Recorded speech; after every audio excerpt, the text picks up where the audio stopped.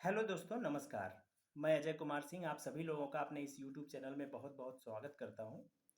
और दोस्तों अभी-अभी यूपीपीएससी की तरफ से पॉलिटेक्निक कॉलेजेस में लेक्चरर इलेक्ट्रॉनिक्स इंजीनियरिंग का जो रिज़ल्ट अनाउंस हुआ है, उसमें फ़ॉर्च्यूनेटली मेरा सिलेक्शन हुआ है। और सिलेक्शन के बाद मैं देख रहा हूँ बहुत सारे मेरे दोस्त चाहे टेलीग्राम ग्रुप से हों, चाहे व्हाट्सएप ग्रुप से हों, मुझे लगातार मैसेज करके वो जानना चाहते हैं मेरे इंटरव्यू एक्सपीरियंस के बारे में डिटेल में थोड़ा-सा।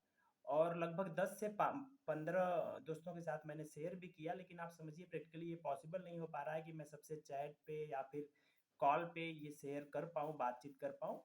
इसलिए मैंने सोचा कि ये वीडियो बना के सबके साथ एक साथ ही साझा कर दूँ कि जो कुछ भी मेरे साथ उस इंटरव्यू के दौरान में हुआ, क्या क्वेश्चन पूछा गया, क्या मैंने जवाब दिया, उसको डिटेल में मैं आपको बताऊँगा।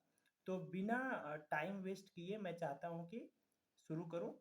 और मैं आपको बताऊँगा कि डॉक्यूमेंट वेरिफ़िकेशन के जस्ट बाद जब हमें पर्ची एक मिल जाती है, स्लिप मिल जाती है जिसमें एक नंबर लिखा रहता है, वो लेने के बाद जब मैं इंटरव्यू कक्ष में गया तो मेरे साथ क्या हुआ। तो दोस्तों उससे पहले मैं बताऊँ कि मेरा जो इंटरव्यू पैनल था वो सविता मैडम के पैनल में हुआ था। उसमें मैडम के अलावा 2 टेक्निकल एक्सपर्ट लोग बैठे थे। और जैसे ही मैं मे आई कम इन सर करके अंदर अंदर गया कि मे आई कम इन मैडम बोल के, तो उन्होंने अंदर बुलाया। उसके बाद मैंने अपनी स्लिप उनको हैंड ओवर की। स्लिप में जो क्रमांक लिखा था 111, तो उन्होंने कंफर्म किया कि कैंडिडेट नंबर 111। तो मैंने बोला यस मैम, मैं 111 हूँ। तो उन्होंने मुझे बैठने को बोला। जैसे ही उन्होंने बैठने को ऑफ़र किया, मैं थैंक यू बोल के बैठ गया। उसके बाद जैसा कि ऑब्वियस सा क्वेश्चन है, 90% कैंडिडेट से यही क्वेश्चन पूछा जा रहा है शुरुआत के 2 कि पहला ये कि बीटेक कब हुआ, दूसरा अभी क्या कर रहा है। तो उन्होंने मुझसे पूछा बीटेक कब कब कंप्लीट हुआ है। मैंने 2013 में बताया कि मैम 2013 में मैंने बीटेक कंप्लीट किया है। तो उन्होंने पूछा अभी क्या कर रहा है। तो एक्चुअली अभी 6-7 सालों से मैं वर्किंग हूँ और 3 डिफरेंट ऑर्गेनाइजेशंस में काम किया है। तो मैंने उनको अभी वाला तुरंत ना बता के मैंने पूरा ही बताया। मैंने उनको बताया कि मैम 2013 में मैंने बीटेक किया, उसके बाद 2015 में मैंने एनआईटी कुरुक्षेत्र से एमटेक किया है। फिर 2 साल तक मैंने आईबीएम इंडिया प्राइवेट लिमिटेड में सॉफ्टवेयर इंजीनियर के तौर पे काम किया है। और फिर 1.5 साल तक मैंने टेक्यूब के अंतर्गत गवर्नमेंट इंजीनियरिंग कॉलेज में असिस्टेंट प्रोफेसर के पद पे काम किया है। और अभी मोर देन 3 ईयर से मैं केंद्रीय विद्यालय संगठन के साथ टीजीटी-डब्ल्यूई की पोस्ट पे काम कर रहा हूँ। मेरी पोस्टिंग अरुणाचल प्रदेश में है। तो इतना पूछने के बाद उन्होंने पूछा कि अच्छा अभी आप टीजीटी-डब्ल्यूई है तो थोड़ा जॉब नेचर के बारे में बताइए, किस प्रकार का काम करते हैं वहाँ पे, कौन-सा सब्जेक्ट पढ़ाते हैं? तो मैंने उनको बताया कि मैम वहाँ पे एक वर्क एजुकेशन करके सब्जेक्ट होता है, वो हम पढ़ाते हैं। और उसमें हमारा मेन एम ये होता है कि बच्चे जो भी साइंस के रूल वगैरह पढ़े हैं, उसका प्रैक्टिकल यूज़ और उनको प्रैक्टिकल एप्लीकेशंस बताना है। जैसे कि कोई प्रोजेक्ट बना दें, चाहे कोई प्रैक्टिकल वर्क बनवाएँ जिसके थ्रू वो किसी साइंस के रूल को एग्ज़ैक्टली समझ पाए कि अच्छा साइंस का रूल ये कहता है तो एक्चुअल रियल वर्ल्ड में ये चीज़ें ऐसे काम करती हैं। तो सविता मैडम ने पूछा कि ठीक है, लेटेस्ट प्रोजेक्ट आपने जो बनवाया है उसके बारे में बताइए, कौन-सा प्रोजेक्ट अभी आपने बनवाया? तो मैंने बताया कि मैं 6, 7, 8 क्लास में पढ़ा रहा था। तो वहाँ पे एक टॉपिक था कंडक्टर और इंसुलेटर। कंडक्टर इंसुलेटर के बारे में पढ़ा रहा था, तो मैंने बच्चों से एक प्रोजेक्ट बनवाया कि एक आप बैटरी ले लीजिए, वायर ले लीजिए, बल्ब ले लीजिए और एक प्लेटफ़ॉर्म पे बहुत सारे मटेरियल जो भी आपके घर पे डिफरेंट-डिफरेंट मिले, चाहे प्लास्टिक हो, रबड़ हो, मिट्टी हो, मेटल्स हों, वायर हो, कोई कुछ भी ले लीजिए। और सबको 10-12 से क सर्किट को कंप्लीट करिए और जिससे बल्ब ग्लो कर जाए, वो समझ लीजिए कंडक्टर है, अदरवाइज़ जो जिससे बल्ब ग्लो नहीं करता वो इंसुलेटर है। तो उन्होंने कहा ठीक है, और कोई प्रोजेक्ट आपने बनवाया? तो मैंने कहा कि हाँ मैम, पिछले साल पिछले सेशन में मैंने क्लास 12 से रेक्टिफ़ायर बनवाया था। बोले ठीक है। इतना पूछने के बाद सविता मैडम ने जो क्वेश्चन है वो हैंड ओवर कर दिया। टेक्निकल एक्सपर्ट जो व फ पहले टेक्निकल एक्सपर्ट थे उनको दे दिया।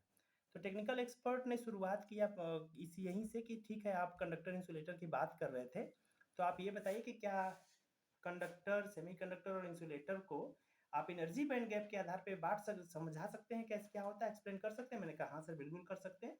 तो उन्होंने मुझे इशारा किया कि वहाँ पे व्हाइट बोर्ड रखा हुआ है, जाइए और वहाँ पे हमें एक्सप्लेन करिए। हम मान लीजिए कि हम पॉलिटेक्निक के स्टूडेंट हैं और आप हमें बताइए एनर्जी बैंड गैप के आधार पे कि कंडक्टर क्या होते हैं, सेमीकंडक्टर क्या होते हैं और इंसुलेटर क्या होते हैं।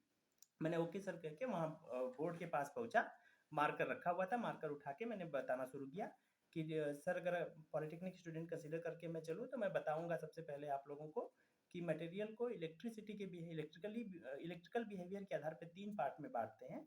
पहले मटेरियल सॉरी पहले कंडक्टर, फिर सेमीकंडक्टर, फिर इंसुलेटर, ऐसे शुरू किया थोड़ा भूमिका बनाना। तभी उन्होंने कहा कि नहीं, नहीं ऐसा करिए आप हमें आप पॉलिटेक्निक स्टूडेंट मत मानिए, हमें आप बताइए बस कि एनर्जी बैंड गैप के आधार पे क्या होता है। तो मैं डायरेक्ट फिर वो ग्राफ खींचा जिसमें मैंने बैलेंस बैंड और कंडक्शन बैंड बना के उनके में डिफरेंस बताना शुरू किया कि इंसुलेटर में मोर देन 5 इलेक्ट्रॉन वोल्ट का गैप होता है और सेमीकंडक्टर में 1.5 इलेक्ट्रॉन वोल्ट का गैप होता है, नियर अबाउट या उससे कम। तो जैसे ही मैं 1.5 इलेक्ट्रॉन वोल्ट वर्ड यूज किया तो टेक्निकल एक्सपर्ट का एक क्रॉस क्वेश्चन आया कि ये किसके लिए होता है, किस मटेरियल के लिए 1.5 इलेक्ट्रॉन वोल्ट होता है। तो मैंने उनको बताया कि सर ये गैलियम आर्सेनाइड GaAs करके एक सेमीकंडक्टर होता है जिसके लिए वैल्यू लगभग 1.42 के आसपास इलेक्ट्रॉन वोल्ट के आसपास होती है, मैं इसलिए अप्रॉक्सीमेटली 1.5 आपको बता रहा हूँ ओवरऑल सेमीकंडक्टर के लिए। बोले अच्छा। उसके बाद उन्होंने मुझसे जर्मेनियम का और सिलिकॉन का भी पूछा कि जर्मेनियम के केस में क्या होता है। मैंने उनको 0 डिग्री केल्विन पे और रूम टेम्परेचर पे दोनों का ही बता दिया कि सर ये सिलिकॉन के केस में 1.21 इलेक्ट्रॉन वोल्ट और 1.1 इलेक्ट्रॉन वोल्ट होता है और जर्मेनियम के केस में 0 डिग्री केल्विन पे 0.78 इलेक्ट्रॉन वोल्ट और 0.72 रूम टेम्परेचर पे इतना होता है। फिर आगे क्वेश्चन बढ़ा। क्वेश्चन में उन्होंने पूछा कि एनर्जी बैंड क्यों, दूसरे टेक्निकल एक्सपर्ट थे उनका क्रॉस क्वेश्चन आया कि पहले तो ये बताइए कि एक्स एक्सिस और वाई एक्सिस पे क्या है। जो एनर्जी बैंड डायग्राम आपने वैलेंस बैंड और कंडक्शन बैंड खींचा है इसमें ये बताइए कि एक्स एक्सिस क्या है, वाई एक्सिस क्या है। तो एक्स एक्सिस पे मुझे ध्यान नहीं आ रहा था, वाई एक्सिस मैंने बताया कि सर ये एनर्जी है और एक्स एक्सिस सॉरी सर मैंने बोला कि सॉरी सर मैं अभी रिकॉल नहीं कर पा रहा हूँ। तो थोड़ा सा मुस्कुराए और उसके बाद उन्होंने दूसरा क्वेश्चन मुझसे पूछा कि अच्छा ये बताइए एनर्जी बैंड क्यों कह रहे हैं, मतलब वैलेंस बैंड एक एनर्जी बैंड क्यों बन रहा है, ये केवल एक डिस्क्रीट लेवल होना चाहिए था। तो मैं कहा सर ये बहुत सारे इलेक्ट्रॉन्स होते हैं तो एक एनर्जी का रेंज स्थापित हो जाता है। तो बोले नहीं नहीं जैसे आपने N1 N2 N3 होता है Bohr model, N1 N2 N3 होता है ना। तो मैं बोला सर N1 N2 N3 मैं समझा नहीं। कह रहे बोहर मॉडल मॉडल तो जानते हैं आप, मैंने कहा हाँ सर। कह रहे उसमें तो डिस्क्रीट एनर्जी लेवल की बात की गई है N1 N2 N3, तो फिर आप यहाँ बैंड की बात क्यों कर रहे हैं। तब मैंने कहा कि सर बोहर ने जो नियम दिया था उसमें उन्होंने एक इंडिविजुअल एटम के बारे में बात कही थी, एक पर्टिकुलर एटम के बारे में जब हम बात करेंगे तो एक डिस्क्रीट एनर्जी लेवल बनती है। और यहाँ जब हम सेमीकंडक्टर की बात कर रहे हैं तो एक पूरे क्रिस्टल की बात कर रहे हैं और यहाँ बहुत सारे सेमीकंडक्टर्स हैं। तो बहुत सारे एटम्स आपस में कंबाइन हुए हैं, तो एटम जब कंबाइन होते हैं तो एक एनर्जी रेंज बन जाती है। कैसे बन जाती है वो। तो यहाँ पे भी मैं बोला सॉरी सर एक मैकेनिज्म होता है, बिल्कुल आप सही पूछ रहे हैं कि ये कैसे बनती है। वो आउटर सेल के जो इलेक्ट्रॉन होते हैं उनकी एनर्जी मिला के ये बनता है, लेकिन एग्जैक्ट मैकेनिज्म मुझे अभी रिकॉल नहीं कर पा रहा हूँ, तो वो मैं अभी एक्सप्लेन नहीं कर पाऊंगा। तो फिर वो थोड़ा सा मुस्कुराए और मुझे कहा ठीक है अच्छा आगे कंटिन्यू करिए।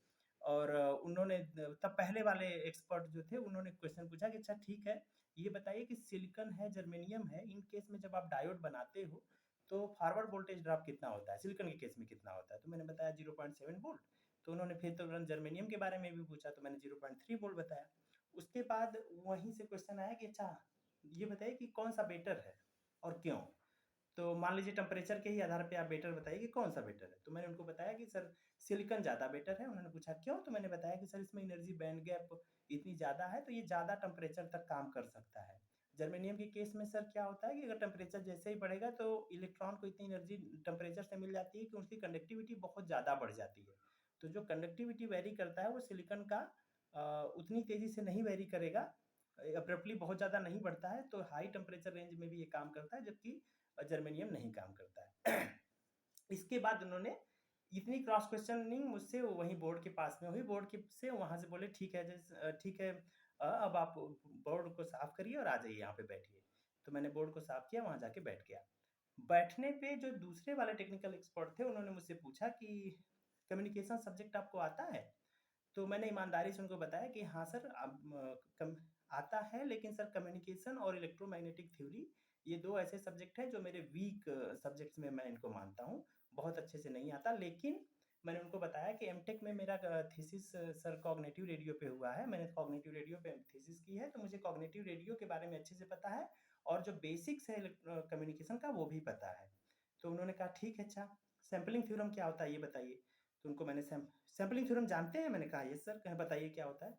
तो मैंने उनको सैम्पलिंग थ्योरम बताया कि कोई भी अगर एनालॉग सिग्नल है उसको डिजिटल में कन्वर्ट करते हैं तो फिर उस डिजिटल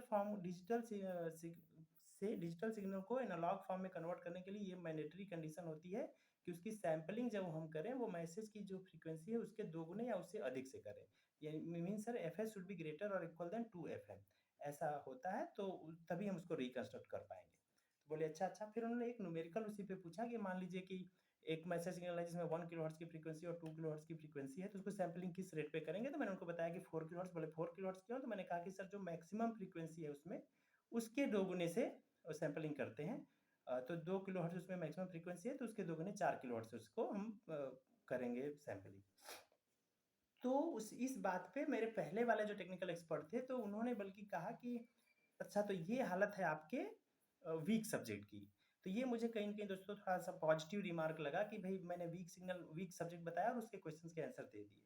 तो बोले कि ये हालत है आपके वीक सब्जेक्ट की, तो अब आप बताइए कि आपके फेवरेट सब्जेक्ट क्या हैं? तो यहाँ पे भी मैं डायरेक्ट फेवरेट सब्जेक्ट ना बता के उनको बताया कि क्योंकि मैं इस पे एम्फेसिस करना चाह रहा था कि मैं टेक्यू पे असिस्टेंट प्रोफेसर काम किया हूँ। तो मैंने उनको बताया कि सर मैं 3 सेमेस्टर तक टेक्यू पे असिस्टेंट प्रोफेसर काम किया और इस दौरान मैंने कुछ सब्जेक्ट पढ़ाए जिसमें से डिजिटल इलेक्ट्रॉनिक्स हो गया, बेसिक इलेक्ट्रॉनिक्स हो गया या फिर नेटवर्क थ्योरी हो गया, ये सारे सब्जेक्ट पढ़ाए थे, वही मुझे फेवरेट भी लगते हैं। तो उन्होंने डिजिटल इलेक्ट्रॉनिक्स को चूज़ किया कि अच्छा आप डिजिटल इलेक्ट्रॉनिक्स की बात कर रहे हैं, तो ये बताइए एक वीआईएल और वीओएल टर्म होता है, ये क्या होता है? इनकी वैल्यू कितनी होती है? तो मैं बोला सर आप नॉइज़ मार्जिन की बात कर रहे हैं। बोले नहीं, मैं नॉइज़ मार्जिन की बात नहीं कर रहा हूँ। मैं कहा मतलब सर आप ये पूछना चाहते हैं कि किसी लॉजिक गेट पे इनपुट पे अगर लो सिग्नल है और आउटपुट पे अगर लो सिग्नल है तो उनकी वैल्यूज़ कितनी होती है? बोले हाँ, एग्ज़ैक्टली यही जानना चाहता हूँ। मैं कहा सर एग्ज़ैक्ट वैल्यू तो मुझे नहीं पता। कह रहे एग्ज़ैक्ट वैल्यू कोई बता भी नहीं सकता। आप अप्रॉक्स बताइए। मैं कहा सर वैल्यू तो नहीं पता लेकिन इतना पता है कि जो वीआईएल की वैल्यू होती है वो ज़्यादा होती है वीओएल से। वीओएल कम होगा, वीआईएल ज़्यादा होता है। कह रहे नहीं, हाँ एग्ज़ैक्टली आप कह रहे हो तो ये बताओ कि उसमें डिफ़रेंस कितना होगा? तो मैं बोला सर डिफ़रेंस तो अभी नहीं याद है।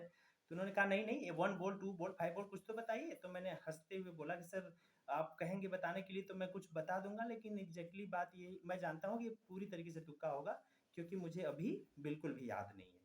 तो बोले अच्छा। ये बताइए फैन इन और फैन आउट आपको पता है? तो फिर मैंने बताया यस सर फैन इन क्या होता है? मैंने बताया उनको कि किसी भी इनपुट को किसी भी लॉजिक गेट पे कितने सारे इनपुट हम दे सकते हैं वो फैन इन है। और फैन आउट ये है कि किसी भी लॉजिक गेट के आउटपुट से कितने सारे लॉजिक गेट्स दूसरे लॉजिक गेट्स को हम ड्राइव कर सकते हैं, वो हमारा फैन आउट है। बोले ठीक है, तो ये बताइए ये किस पे डिपेंड करता है? उन्होंने क्रॉस क्वेश्चनिंग किया उसी पे आगे और गए कि किसी लॉजिक फैमिली का 2 होता है, किसी का 7 होता है, किसी का 13, किसी का 50 होता है, तो ये किस पैरामीटर पे डिपेंड करता है? कैसे हम जानते हैं कि इसमें ज़्यादा है, इसमें कम है? तो वो मुझे नहीं पता था, तो मैंने फिर से सॉरी बोला कि सॉरी सर मैं समझ रहा हूँ आप क्या पूछ रहे हैं, लेकिन वो मैं अभी ये नहीं पैरामीटर बता पा रहा हूँ। तो बोले ठीक है, अच्छा ये बताइए रेस अराउंड कंडीशन आपको मालूम है क्या है? मैंने कहा yes sir race around condition पता है। बोले डिटेल में बताइए कि किस फ्लिप फ्लॉप में अकर होती है और क्या कंडीशन होता है? तो उनको मैंने बताया कि सर ये जेके फ्लिप फ्लॉप में अकर होता है और ये टॉगल के केस में जब जे और के की वैल्यू 1 1 होती है तभी रेस अराउंड कंडीशन अकर होता है। और इसकी सर ये कंडीशन होती है कि जो प्रोपोगेशन डिले है वो हमारे क्लॉक की पल्स विड्थ से कम अगर हो जाती है तो सिग्नल हमारा जो आउटपुट सिग्नल है वो फिर से इनपुट पे जाके एक बार आउटपुट को चेंज कर देता है।